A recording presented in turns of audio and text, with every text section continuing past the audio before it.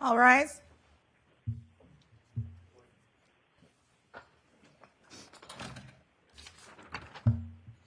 In the case 23-2832, Legacy Cares. Appearances on the Legacy Cares matter.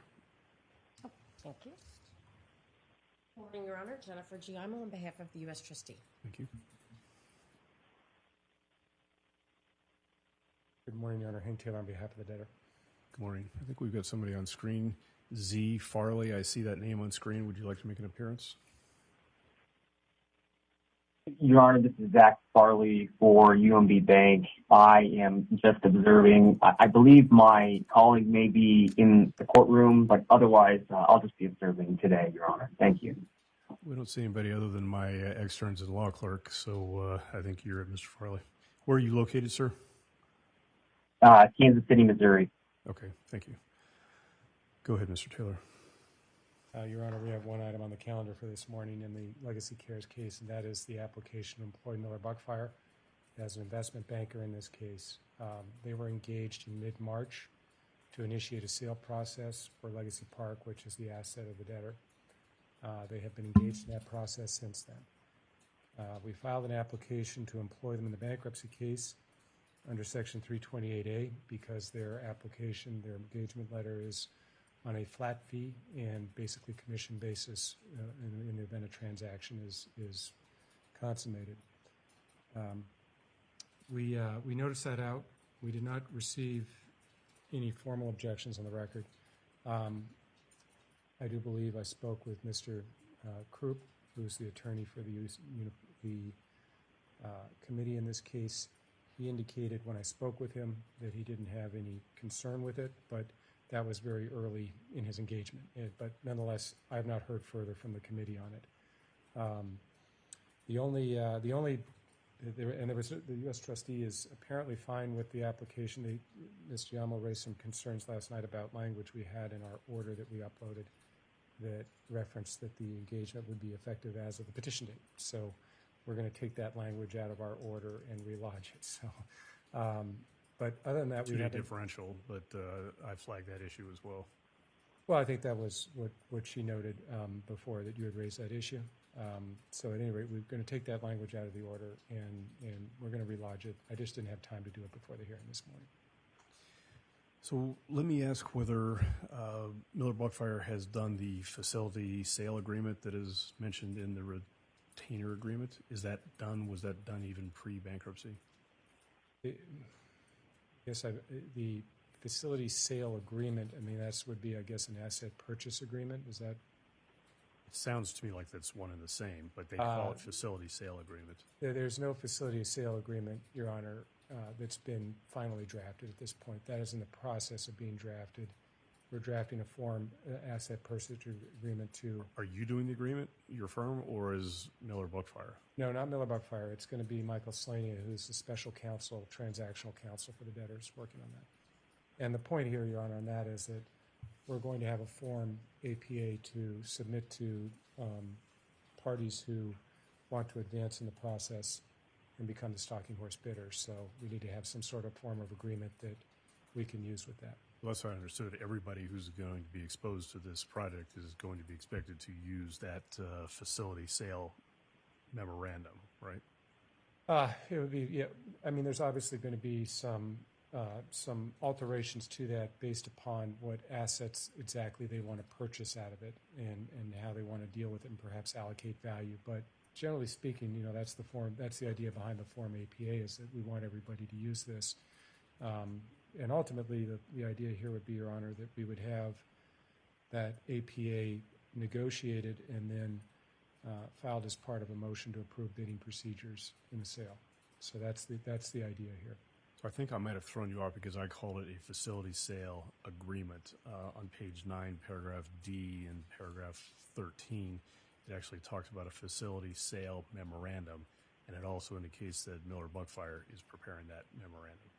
Well, yeah, those are two different. When I hear that facility sale memorandum, Your Honor, we have what is called a confidential information memorandum that's been prepared by Miller Buckfire, and this is the due diligence package. Due diligence package. It's part of their virtual data room. So they have prepared that. That's something separate that we provide to interested parties after they've executed an NDA. Okay. That was even done pre-bankruptcy, I take it. Yep, that was done pre-bankruptcy. Yes, Okay. sir. So when I read the retainer agreement, I see lots of different combinations and permutations for compensation, how they're going to be compensated based on what the sale itself looks like, or what the final result looks like.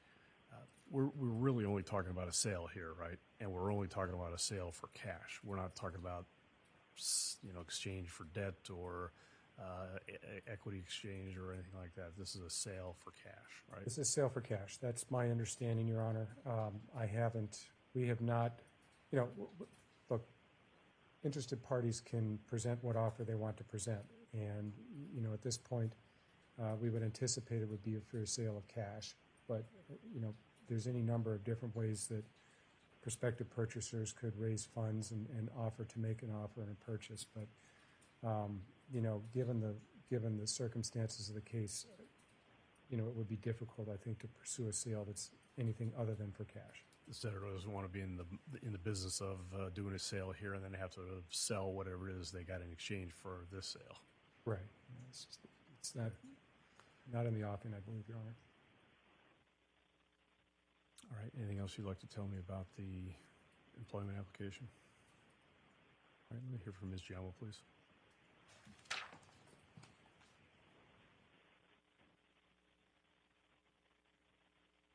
Thank you, Judge. So yes, I spoke with Mr. Taylor regarding removing the nunc-pro-tunc language from the proposed employment orders. We don't have a problem with the employment of the investment banker or the financial advisor. I do note that there were motions filed regarding compensation of professionals and compensation of non-professionals, and the deadline for objecting to that is May 31st, and we anticipate we might be filing objections to that.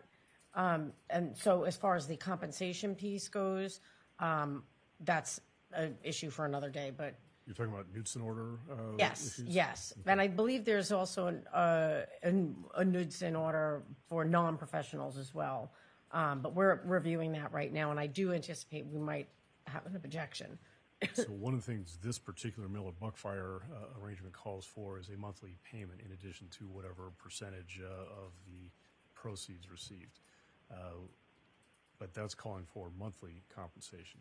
The UST has no issue with that? Or Well, that's I up to do, collector? but because I believe the language of the order provides that. Which order is this? Hold on.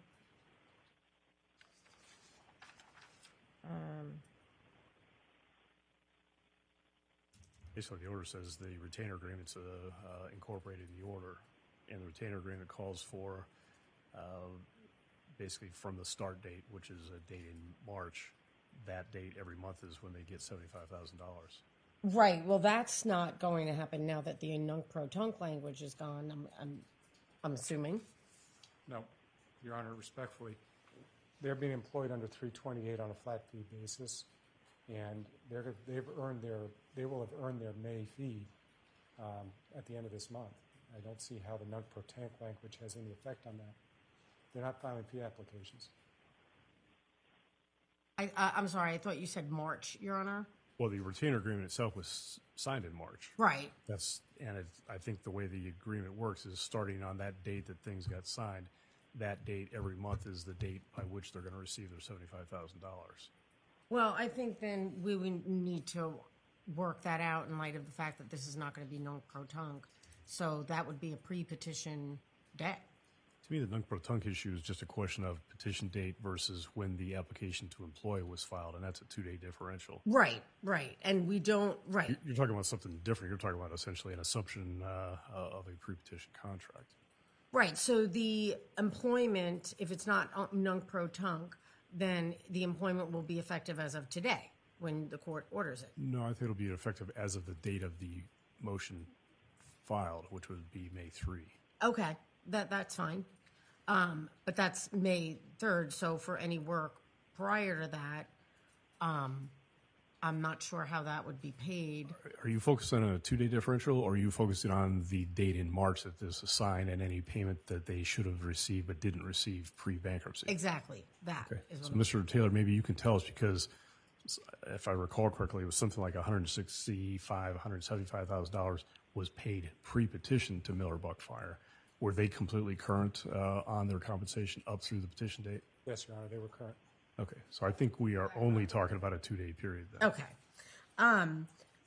So my understanding of reading the order is that it's under the standards of the Bankruptcy Code, Section 330 and 331. So my understanding of, I mean, it's a very long order. My understanding is that that parties will have an opportunity to review and object to fee applications in this case. If I'm mistaken about that, then I do have a problem with this order. Mr. Taylor, maybe you can explain what the intent is here. I think it's pretty clearly that they are being employed on a flat fee basis with a commission for a sale, and that they are going to be paid $75,000 a month going forward without the need to file fee applications. I believe that's clear in the order. They're not being subject to reasonableness review. I mean, that's why we've had this as a 328 application. That's why we noticed it out immediately as that, because that's obviously a concern in any court. So I don't know why at this point the U.S. trustee is suggesting this is going to be treated, this employment will be treated like the employment of attorneys and other professionals in this case, which were clearly under 327, and we acknowledge that we would be filing fee applications. So no, we're not agreeing at this point that they're going to file fee applications, and there's not going to be reasonableness review. I mean, I think there's some mechanism for the court to ultimately look at what's granted here, but this is not going to be treated like fee applications for other professionals in this case, and we made that pretty clear. And as well, the other motion that she alluded to is we have filed a motion to authorize employment of ordinary course professionals. Okay. And that's something separate, not an issue here. We filed a request for a Knudsen order, and in that request, Your Honor, we were very careful to say that Miller Buckfire and Epic, our noticing and claims agents, are not subject to this because they're employed under different standards. So that's how all these pieces fit together, Your Honor. Understood, Ms. Young? Yes. So then I apologize, Your Honor. Then I misunderstood the order. So I'm going to ask, Your Honor, if you would give me an opportunity to work with Mr. Taylor on the language of this before you sign it. And if we do still have an issue, give us an opportunity to file an objection. Mr. Taylor? I can't agree to that, Your Honor. Miller Buckfire has been anxious to get their order out of this case. They've been working full bore for a month now, understanding that this was going to be the terms of their deal. I mean, this is why we had an objection deadline set. Miller Buckfire asked me last week, do we have any need to have somebody here in Arizona for this hearing? I didn't understand because the objection deadline had passed that anybody would be objecting. So no, I'm not inclined to keep this open for the U.S. trustee to raise issues that should have been raised a while ago. Okay, well, clearly there's a lot going on in this case, Your Honor, so I would respectfully request that we have that opportunity, and if not, then we might file a motion to reconsider if the order is issued. In other words, go ahead and sign this order. You'll study it further, and if you think this was ill-advised, then look to seek reconsideration under 59 or 60 within the time period. I suppose that would be our alternative, yes. Okay. Have you talked to the committee's counsel, Jordan Krug? I have not. They have not reached out to me. They, I obviously I was involved in getting the committee together, and I haven't heard anything else. So no, I think they're just getting up to speed. So I'm not sure they even had an opportunity to fully look at this. I mean, there's so many other issues that everybody was looking at. So I apologize that I didn't fully understand the nature of this order. That's why I would rather have an opportunity, and I could get the objection done tomorrow if necessary. I would get it done immediately, but that's why I'm asking that at least I have an opportunity to go through this with Mr. Taylor. If he and I can't iron it out today, then I would file an objection tomorrow. So here's what I'd be inclined to do, and that is approve this today.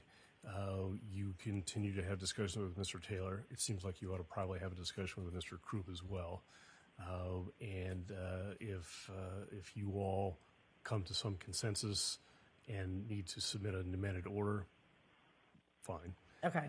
If you can't come to a consensus, then look at Rule 59 and 60 and see where you stand. I'm not going to force you to file something by tomorrow, but Okay. of course, the longer we delay between the entry of this order and any challenge you're going to have, it doesn't inure to your benefit to wait. Right. I understand that. Yes. Okay. That's fine. I appreciate it. I mean, just in all fairness to all the parties, especially committee counsel that just got hired, there's a lot of material here. And so there has to be some leeway and some flexibility by Mr. Taylor, the debtor, to allow the parties to be able to fully review everything that's on file. And that's the nature of due process. So. Understood. Mr. Taylor, you had something more to add? Yeah, just that last comment, Your Honor. We had a conversation. I've had several conversations with Mr. Krupp.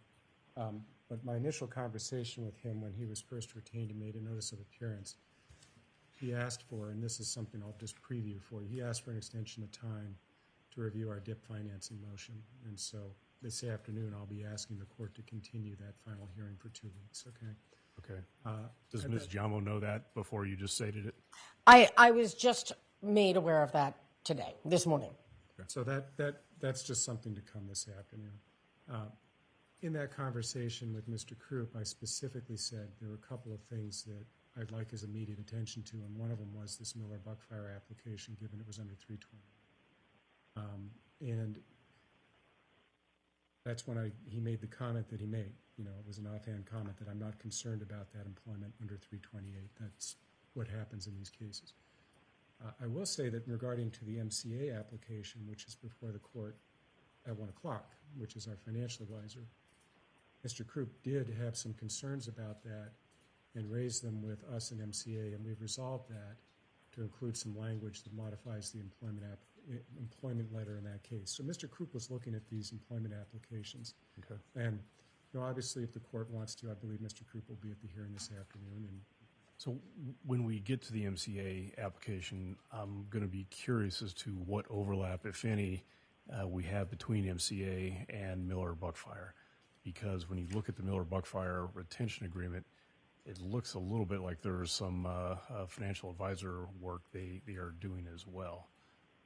And I just want to be comfortable in the knowledge that they're really not duplicating efforts, just as a signal to you what's going on at WA. And of course, the court can ask me this afternoon about that. But since we're here on the Miller Buckfire application, I'll just tell the court that Miller Buckfire's tasks in this case are limited to running the sale.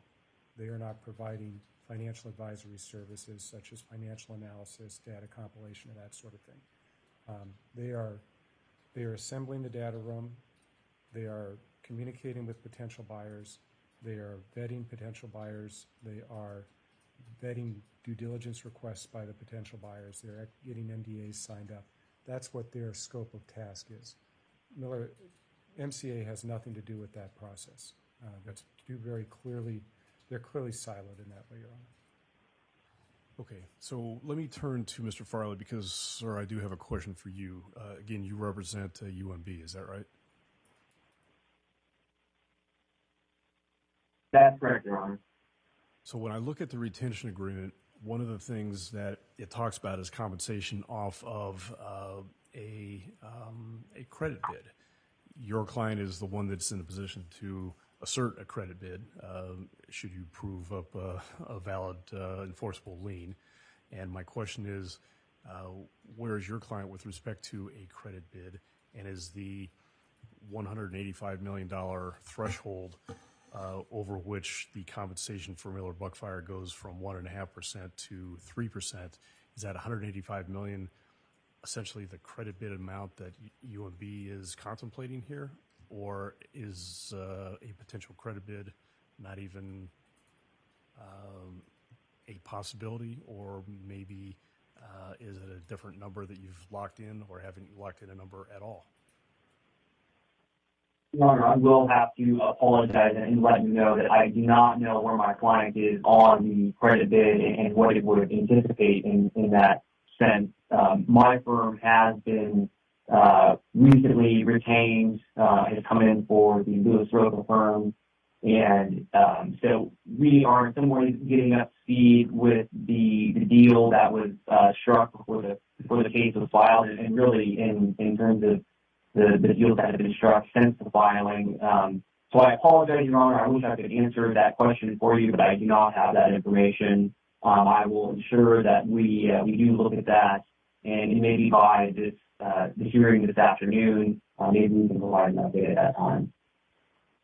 Okay, well, maybe what we need to do is turn to Mr. Taylor and see if you can put some light on this one, because the number 185 million is tied to something. It's not clear as to what it is tied to, but it struck me that, well, maybe that's under which a credit bid is expected, over which maybe a credit bid won't happen, or maybe the credit bid is not something that's ever been discussed. But it certainly appears in the retainer agreement, and now I've got a question about it. I can't tell you, Honor, where the $185 million number comes from. That was a number, I think, that was proposed by by Miller Buckfire and agreed to by the debtor as sort of a break point for where a commission might go up. I don't think, as far as I'm aware, that number isn't tied in any way to a potential credit bid by the bondholders here. As far as a potential for credit bidding, I can only tell you what I gleaned from communications with the trustees' council and so forth. And Trustee meaning UMB. UMB, I'm sorry, I'll just call them the bank. UMB's council. And my sense is that they have desired all along to preserve the right for a credit bid, and we've been careful in that in the DIP motion and so forth. But I haven't heard from them any sort of positive statement that, yes, we're going to credit bid X amount, or we're going to be actively involved in that. I think it's more of a preservation of the ability to credit bid should the circumstances cause them to want to do that. So bottom line is, you've never heard UMB suggest they're going to submit a credit bid of X. Correct. Haven't heard that from them. Has there been direct discussions on that topic? No, Your Honor, there hasn't been direct discussions about that. Of course, what I'm thinking here is that if the credit bid is established already at UMB at $185 million, why are we paying $1 million, or why are we paying 1.5% to Miller Buckfire when it's just simply going to go back to the creditor for that amount? But you don't know of anything in that regard. Your Honor, I can only say that, to my knowledge, that $185 million figure is not tied in any way to a credit bid. In fact, that engagement agreement was negotiated between the debtor and Miller Buckfire, not the bank's counsel and financial advisor weren't involved in that process. So I don't see how that could be tied in any way to a credit bid. Okay.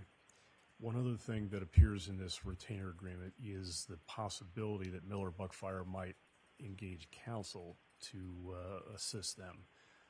Tell me a scenario under which that would occur, and tell me how that compensation for Miller Buckfire lawyers occurs, because that would be outside the flat fee, right? Right, it would be outside the flat fee, Your Honor. I guess the scenario that I could foresee is if somebody had some objection to compensation of Miller Buckfire when it comes time for, to divvy up the sale proceeds, if that happens. And they would have to engage separate counsel to protect their interests in that regard. I believe the motion and the order provide that if they do engage counsel and they seek to have those fees paid out of sale funds or however that might be, that they would be required to file fee applications. Okay, I think that's in the order, Your Honor. All right. If and when Miller Buckfire hires counsel and wants to be paid anything from the debtor, they're coming to the court with notice to creditors about what they want, why they want it, and have court approval. Correct. When it comes to their counsel, that's right. Right. Importantly, it's beyond the flat fee. On the flat fee, that's correct, Your Honor. All right. I'm hopeful that you and Ms. Jamo can come to terms, especially looping the committee counsel into this thing. And, maybe if you got something to report at 1 o'clock, great. I'd like to hear it.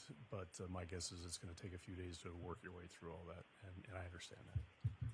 So, Your Honor, we'll upload after the hearing today an order that deletes the effective as of the petition date language, and we'd ask the clerk to enter that. You can simply say effective as of the date the motion was filed. That's fine with me. Okay. Well, I just took the language out, and it'll be what it is. So. Okay. All right. Well, I'm looking forward to the hearing at 1 o'clock. I appreciate the preview. And anybody have any final questions or comments? Let's start with Mr. Farley. No, Your Honor. Thank you. Mr. Farley, are you going to look a little bit into this credit bid issue that I've inquired to see if you can give me a little bit more update at 1 o'clock today?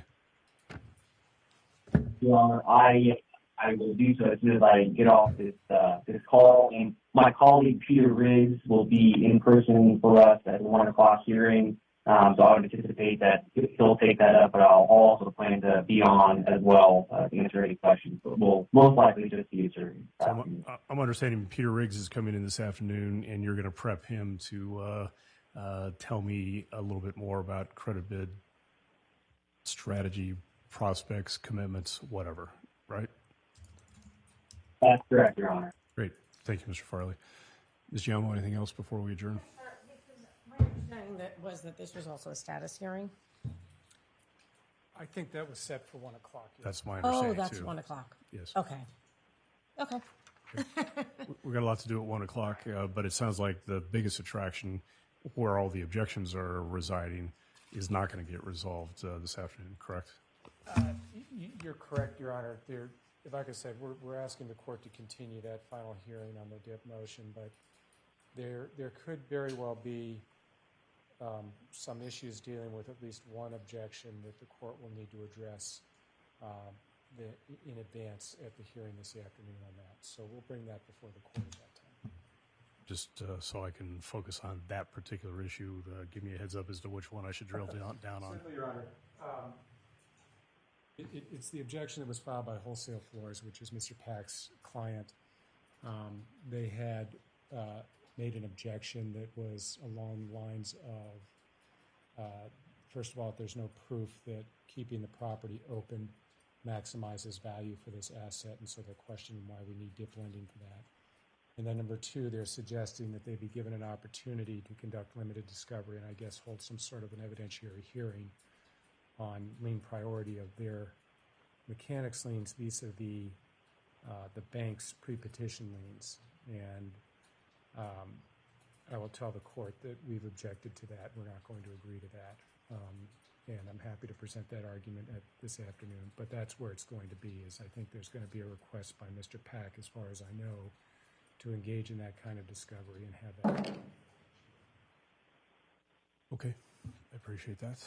I'll see everybody at 1 o'clock then. Thank you. Thank you, Judge.